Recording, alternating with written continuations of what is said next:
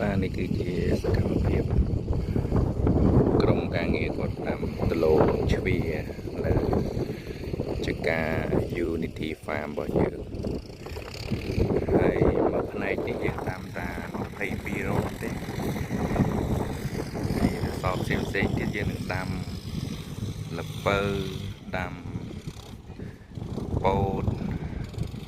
ដាំចេកហើយសម្រាប់ស្ទះទឹកនេះនឹងចំត្រីចំកែបហើយបញ្ជួមកផ្នែកលើគឺដំណាំស្រូវ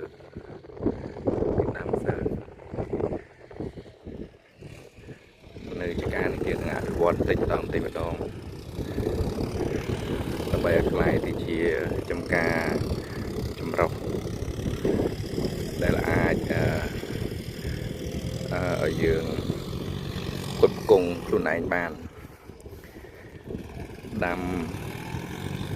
ចេកដាំដលងដើម្បីយកទៅធ្វើចំណីត្រីចំណីមាន់ចំណីជ្រូកដាំពោតហើយយើងចំត្រីខ្លះមាន់ខ្លះហើយជាពិសេសយើងនឹងធ្វើជាកសិដ្ឋានចំជ្រូកចឹងយើងនឹងរៀបចំឲ្យមានជាចំណូលខ្លះសម្រាប់ទុកនៅផែនការធំរបស់យើងនេះដីដែលត្រូវដាំជាមើលដាំហើយវីដេអូក្រោយនឹងប្រាប់ពីរបៀបដាំដលងដាំធ្វើម៉េចឲ្យត្រូវស្តង់ដារហើយបានទិន្នផលច្រើន